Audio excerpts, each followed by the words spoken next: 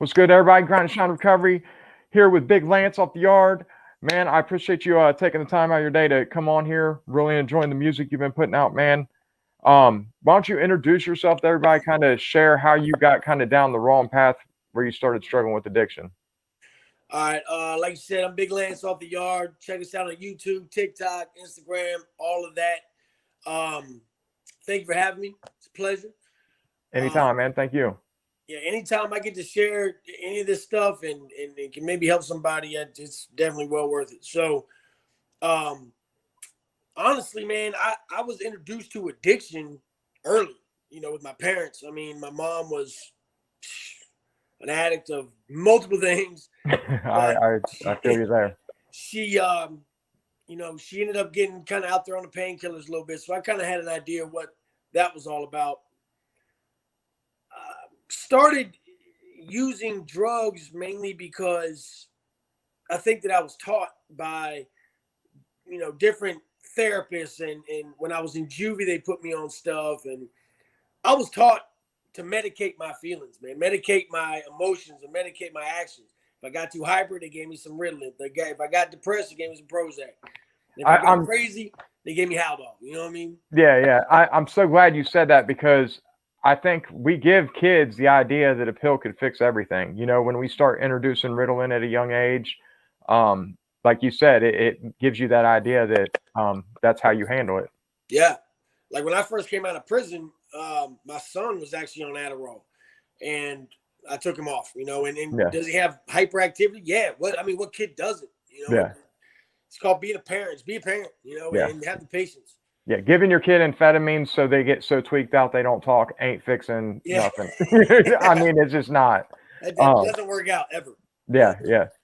So go ahead, bro. So as I got older, I started using probably like 11, 12-ish, smoking pot, drinking, that type of stuff. And I liked it. I liked the way it made me feel. I liked the way it helped me to escape. And I could kind of tune out all the negative stuff that was happening around me. Like family, home life wasn't good. School was even worse. And, we moved around a lot. So we moved to Virginia from Massachusetts. It was a big change. I mean, Boston to fucking Fredericksburg, Virginia is a big difference. But so it took me a while to really kind of make friends because I had nothing in common with these people. I found that peace through getting high, man. I found my escape. I found my my release. And the problem with that is that you build your tolerances so fast and things, and your brain is automatically programmed to want more and more and more. So weed didn't do it for me no more. I started sniffing some coke every now and then, or I started to experiment with acid and mushrooms. And if I felt this good with something this small, I wonder what this is going to make me feel like. So it was always reaching, to try to find the ultimate high, man. And I think a lot of us do that. Yeah. Now, with that, did you get involved? I know myself, like I got involved with hustling just as much as I did using. You know what I mean? Yeah. It gave me some power, some control, some clout, around the neighborhood. Did it take you down that road as well? Probably. Of course. I mean, I think it was just basically it's a whole lifestyle. You know what I mean? It's just like anything else. It's the quick money and the even quicker gratification. That you experience through both sides. It's a lot easier to go make $300 today than work all week and make $300, and it's a lot better to not have to wait to get what you want to get for yourself. I think I started out hustling weed just to make my own for free. I'd get an ounce and sell 3/4 and I'd have mine for free, and, Yeah. But I started to see the money and I started to see that I didn't have to be broke, and I didn't have to rely on the scraps from my parents' table. And, but also with that comes when you start hustling, especially at a very young age, you're around a lot of older guys and you're around people who are a lot more seasoned than you, who are going to show you. I just did a video on this the other day, and it was like basically, they show you the ropes. You know, and you go from wanting to make that quarter bag of reefer for free to wanting to drive that Cadillac and to have that chain or to have them Nikes, you know, and it's something that has stood the test of time throughout the ages, man. It's always going to be that, you know, these kids learn about quick money. They learn about instant gratification through smoking or sniffing or banging. And they don't know how to stop. Yeah. Well, and then, like I said, like I told you before we started, I believe, you know, a lot of people who come from poverty, it's hard, you know, of course they want that easy money. Of course they want that come up, you know. I know that was a big part of my drive, you know. I didn't really get addicted till I was about 20, you know. What was like some of the low points? Like what was the lowest point and the toughest point of your addiction? You know, if you don't care to talk about that. Probably right before the last time I was incarcerated, when I had a child, you know, and you know, I had been through a lot of low points. I'd been homeless. I had slept in the dirt, eating out of dumpsters before, but it didn't mean shit to me because it was just me. Now, when I had my son, it was right around the time that I started using opiates. And opiates was a whole different demon, a whole different monster for me. You know, I could sniff coke or smoke crack for fucking 2 or 3 days and I'd be fine. I wouldn't do it for 2-3 weeks. With this, I became physically dependent on it. And it just so happened that I started this journey right when I had my son. So by the time my son was 3 years old, I was a full-blown addict, you know, and right before I got locked up, I was on the run. My son's mother had got locked up, and it was me and him, and we were living in pretty much my Ford Taurus. And it was dead winter. It was November, December. And I think the lowest point for me was the night that we woke up and my son had basically got pneumonia from just being cold. And to realize that was completely 100% my fault. I took him to the hospital, even though I was on the run. I didn't care. You know, I was fuck it, let's go, you know, and he's fine, thank God, and they, you know, they treated him or whatever, and then he left with his arm. But there were numerous times before that when we were living in motels. You know, I was arrested twice in front of my son. Once I got set up, once I got raided, and both times was put in handcuffs in front of my child. That is something that he'll never forget. I know that, you know, there were times where my son didn't really know what was going on, but he knew that I was sick, and he knew that I always told him I needed my medicine. And I've told this story before as well, where there was a morning where I was laying in the bed. I've been sick for 2 days, man, dope sick as hell. And he knew that I would not get up and really be able to play with him until I found whatever it is that I needed. And he comes in my bedroom and he's like, "Daddy, are you okay? What's wrong? I want to play. Let's play Thomas the Train." And I was like, "I can't. I don't feel good. I'm sick." He said, "Okay, Daddy, you need medicine?" I'm like, "Yeah, I need my medicine, buddy. I don't have any medicine." And at 2.5 years old, he walks into our bathroom at the time. We're living in an apartment. And comes back in the bedroom with his bottle of little Flintstone vitamins and hands it to me. And he says to me, "Here, you can have my medicine and make you feel better." And it's like I'm choking up now. Every time I tell that story and every time I think about that, it makes me realize how far addiction will take you. No. I don't care. I pride myself on being a strong human being. I've been through a lot of shit. But addiction is a whole different animal, dude. It will take you, it'll run you right into death. Yep. So that's probably my lowest, man, is the experiences I had with my son. Now, the next thing I want to ask you, I know when you did your bids and stuff, you had some gang involvement. I know you seem to be living a pretty straight and narrow life now. Like, what was your turning point where you're like, man, this just ain't working? What was that kind of at the same time, or what made you realize you had to change it up? Well, about a year before I got out, a bunch of us got in some trouble. Dudes that I was running around with, my crew, and they put me in a hole. I was in a hole for about 6 months, and they were trying to run us up on some tax stuff and some extortion stuff. Well, the feds come to the prison I was at, and basically we're like, listen, we're gonna, it's my job to put people like you in prison for the rest of their life. He said, I'm going to do everything I can do to get you 20 years. He said, you want to be a gangster? You want to do this and do that?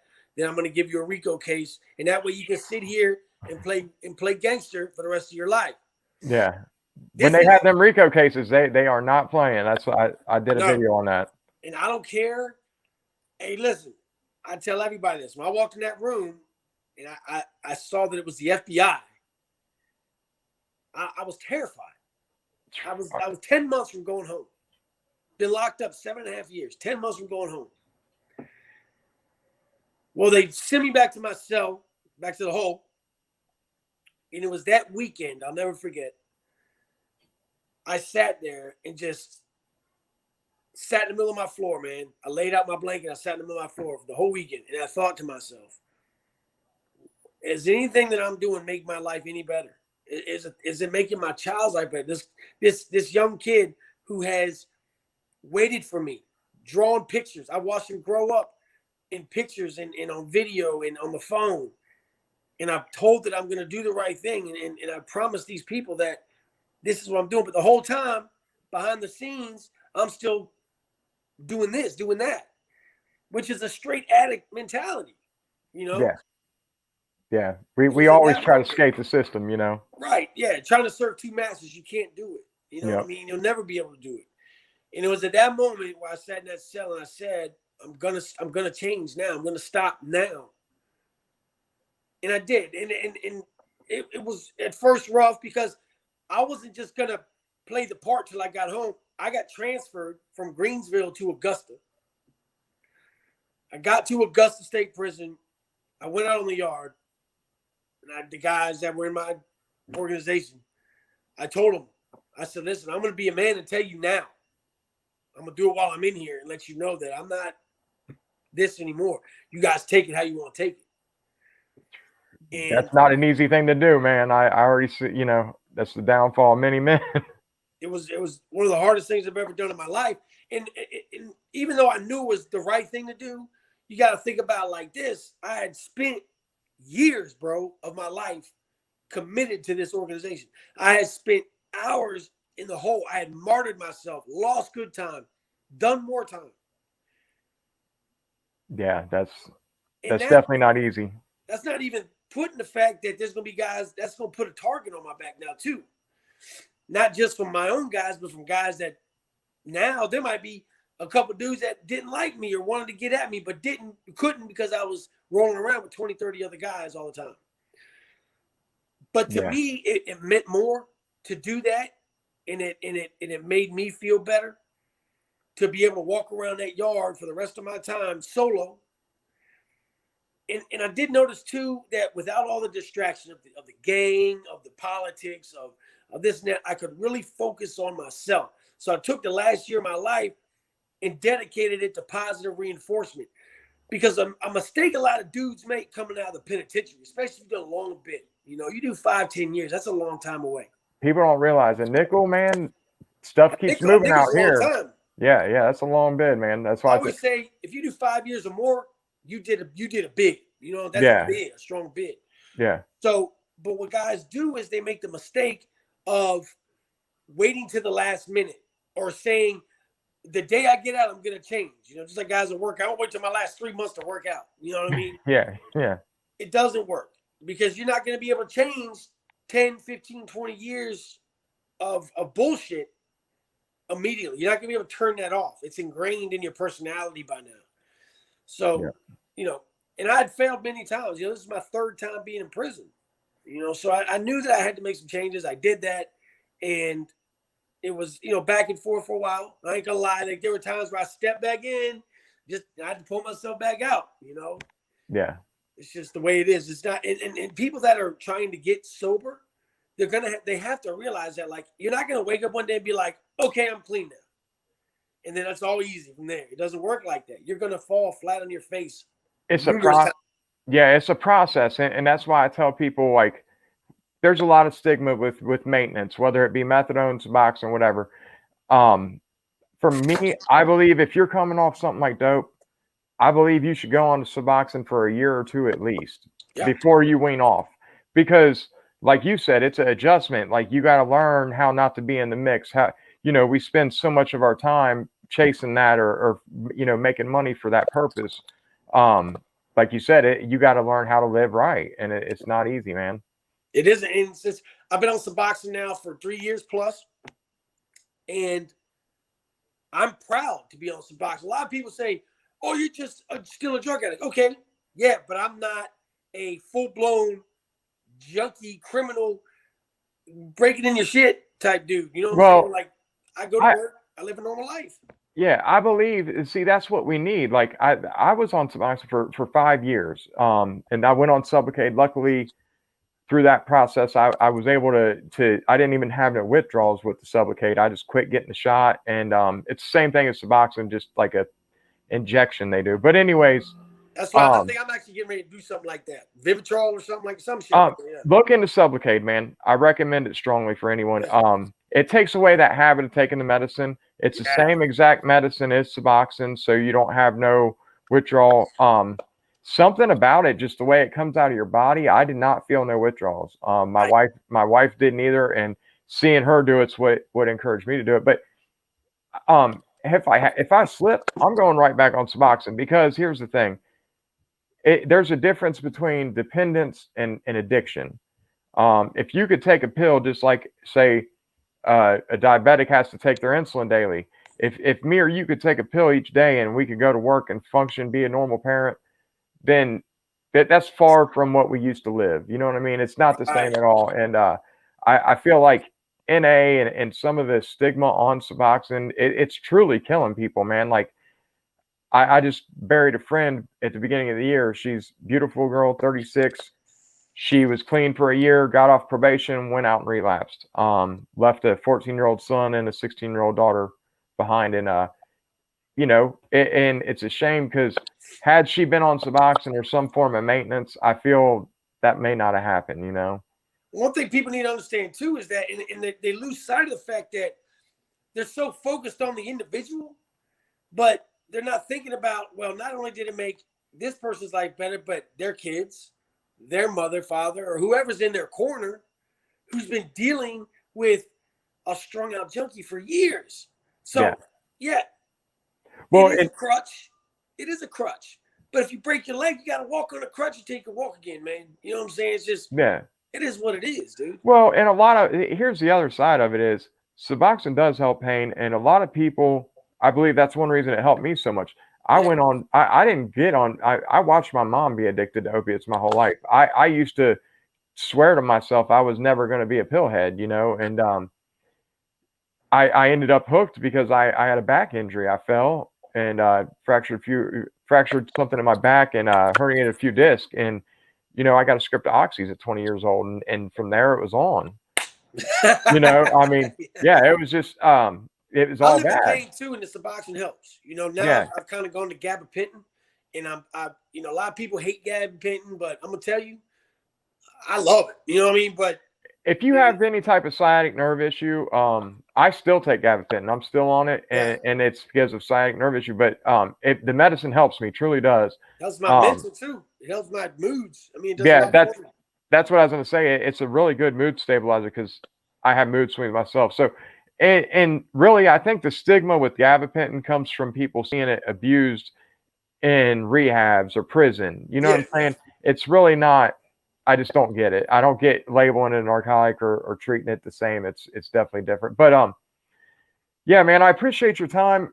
Keep grinding with the music, man. I love hearing your story through your music, man. Definitely relate a lot, man. And I think you definitely got what it takes, man.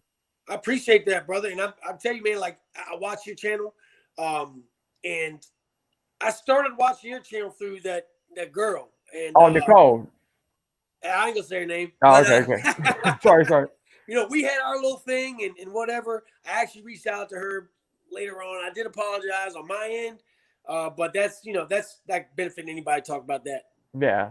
But the last thing I'll say here is that if you're on Suboxone, methadone, whatever, for me, I've been on for 3 years. I've never gone over one pill a day. And that's awesome. And I got down to a quarter a day at one time, you know. If you do want to wean off and you do, just take your time. You know, people don't need to rush it. Don't wait till the last minute. Set yourself up, you know, set a plan, make it count, man. All right, because this is your life. And there's people on these YouTube channels like my man here and myself. We love y'all, man. We do. We love y'all, and we do this because we love y'all, and we don't want anybody to go down the roads that we went. And, you know, I want to tell you, brother, I appreciate what you do, and, you know, keep on grinding yourself, bro. I will, man. Real quick before we hop off here, anyone, if you are struggling with addiction, you just have any type of issue like that, get at me in the comments. I will find you help in your area, no problem. Y'all stay up and stay sober.